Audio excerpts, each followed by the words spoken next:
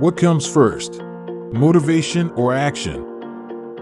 Have you ever found yourself caught in a cycle of procrastination, where you wait for motivation to strike before taking action?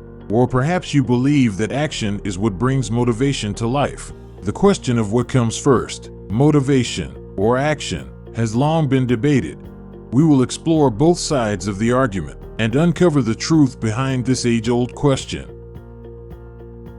On one hand, there are those who argue that motivation must come first. They believe that without a strong desire or drive to do something, taking action becomes difficult. After all, how can you expect to accomplish anything if you lack the enthusiasm and passion to get started? According to this perspective, motivation acts as the fuel that propels us forward towards our goals. It is the spark that ignites our desire to take action. However, there is another school of thought that claims action is what precedes motivation. This viewpoint suggests that by taking the first step, even if it's a small one, we can create momentum and trigger a positive feedback loop. By getting started, we begin to build confidence, gain a sense of accomplishment, and then find our motivation along the way. From this perspective, action is what kickstarts the motivation engine. To shed more light on this debate, let's consider a real-life example. Imagine you have been wanting to start a fitness routine, but you struggle to find the motivation to do so. The first perspective would argue that you need to find your why and create a strong emotional connection to fitness. This might involve setting goals, visualizing the benefits, and finding inspiration through stories of successful transformations. Only then, with the right level of motivation, can you take action and begin your fitness journey?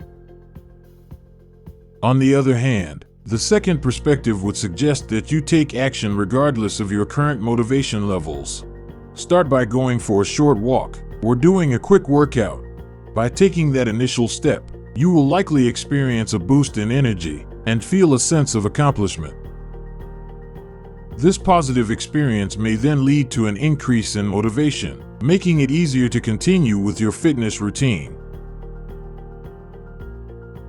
So, what is the truth? Does motivation come first, or is action the key? The answer is not a simple one because it varies from person to person. Some individuals may find that they need a strong sense of motivation before they can take action, while others may discover that action is what generates their motivation. Ultimately, the relationship between motivation and action is a dynamic one. They are not mutually exclusive, but rather intertwined forces that feed off each other. Sometimes, we need to rely on motivation to get started, but other times, we need to take action to ignite our motivation. The question of what comes first, motivation or action, does not have a definitive answer. It ultimately depends on the individual and the situation at hand. So, if you find yourself stuck in a cycle of waiting for motivation, remember that sometimes the best course of action is to take action first. Once you get started, you may find that motivation follows suit, propelling you towards your goals.